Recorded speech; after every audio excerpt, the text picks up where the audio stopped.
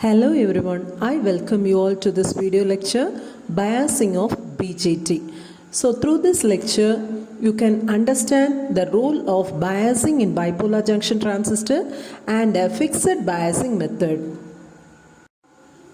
First, let us see the introduction to transistors. So we know transistor is a three-terminal semiconductor device. So the three terminals are base, emitter and collector, and it has three configurations.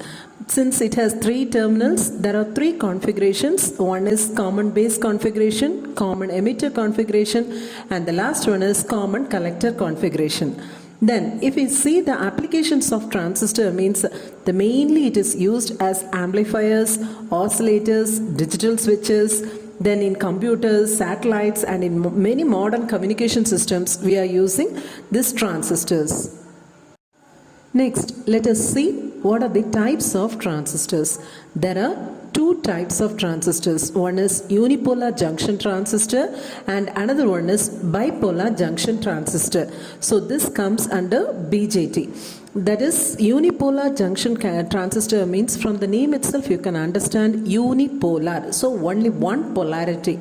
So here the current conduction is due to the majority charge carriers only. In bipolar junction transistor, the current conduction is both by majority as well as minority charge carriers. So that only we are saying it is bipolar junction transistor. Next, let us see what are the types of BJT.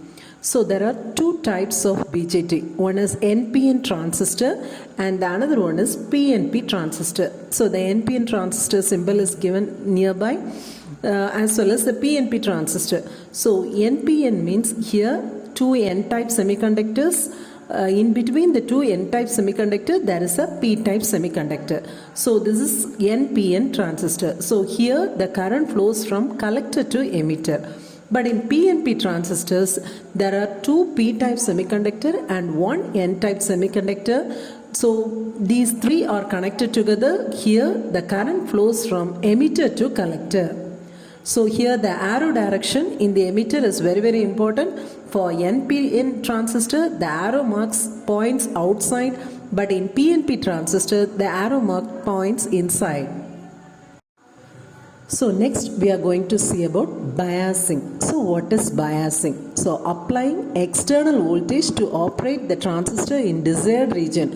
Because in BJT there are three regions of operation. One is cutoff region, active region and another one is saturation region. So for the transistor to operate as an amplifier, then the region of operation should be in active region. So for this purpose only we go for biasing. So using biasing we are going to make the transistor to operate in the active region. That means we are going to set the Q point, that is operating point, in the active region. So due to this it prevents the distortion and instability. So you will get the correct output from the transistor. So next let us see what is operating point. So when we bias a transistor, we establish a certain current and voltage condition for the transistor. That is, this condition is known as DC operating point or quiescent point. So for the transistor to be stable and it should act as an amplifier means then definitely our Q point should be in the active region. But here there is a problem, that is this Q point may shift from the active region to cutoff region or saturation region or nearby cutoff region or nearby saturation region due to the three parameters. The first one is beta, the second one is ICO and the third one is VBE. Beta is nothing but the current gain and ICO is the reverse saturation current. So during the reverse bias condition actually there should be no current flow, but there will be leakage current due to the minority charge carriers. So that is called as ICO. And VBE, that is the base emitter voltage. So the VBE value for the silicon transistor is 0.7 volt. For germanium it is 0.2 volt. Next let us see stability factor. So stability factor indicates the degree of change in operating point due to the variation in temperature. So whenever there is a change in temperature, then it will affect the operating point position also. So this stability factor, there are three types. One is S, the second one is S dash, and the third one is S double dash. So S is nothing but dou IC divided by dou ICO. That means with respect to reverse saturation current, what is the change in the output current? So that is the stability factor S. So here VBE and beta are assumed as constant. Then S dash, here the value is dou IC divided by dou VBE. This is with respect to base emitter voltage. Here the reverse saturation current and the current gain is kept constant. Then the third one is S double dash. Here the output current varies with respect to the current gain. So here the reverse saturation current and VBE is kept as constant. So next we are going to see the common biasing methods. There are three methods. The first one is fixed bias or base resistor method. The second one is fixed bias with emitter resistor, and the third method is voltage divider bias. So among the three methods, the most stable and widely used method is voltage divider bias. So first we are going to see the fixed bias method. So this is the circuit diagram for fixed bias or base resistor method. So here two resistors are used. One is RB base resistor and another one is RC collector resistor. If you are giving the AC signal as the input, means it is given through the coupling capacitor C1 and the output is taken through the coupling capacitor C2.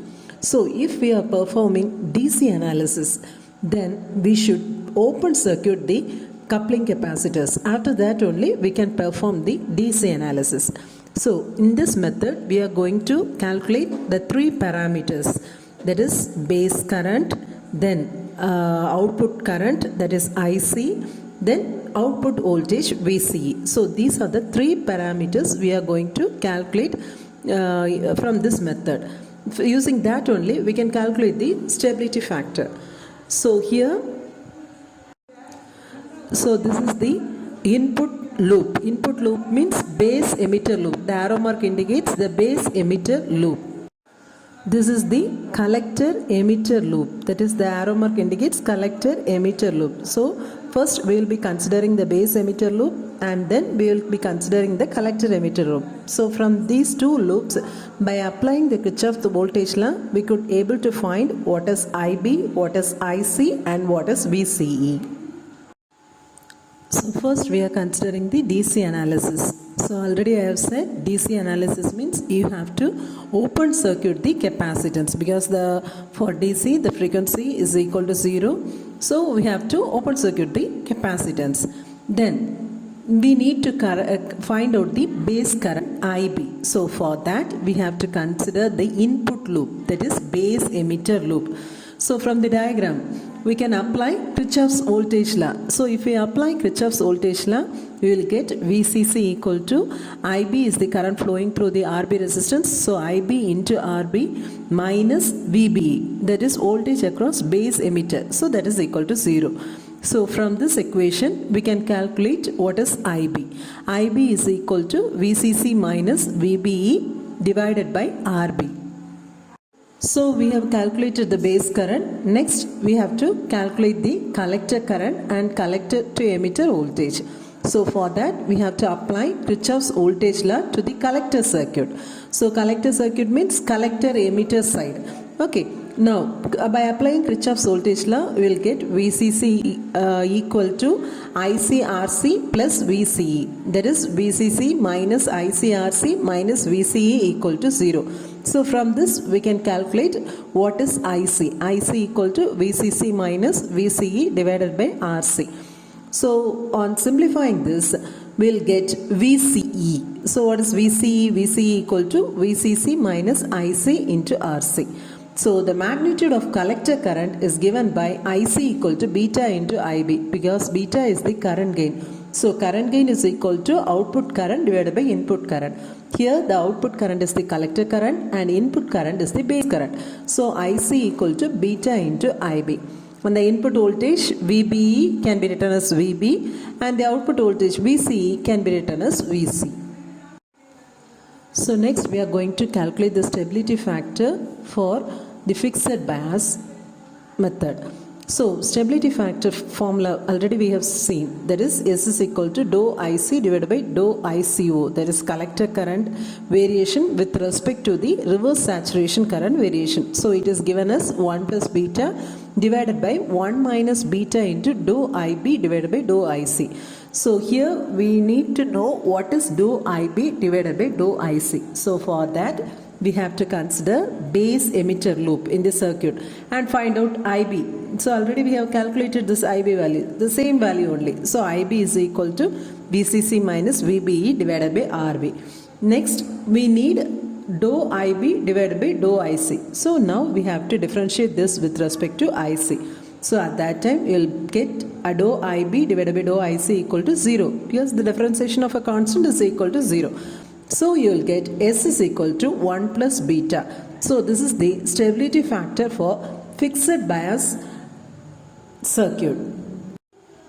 So I hope you all have understood what is biasing, what is the need for biasing and fixed biasing configuration for BJT. Thank you.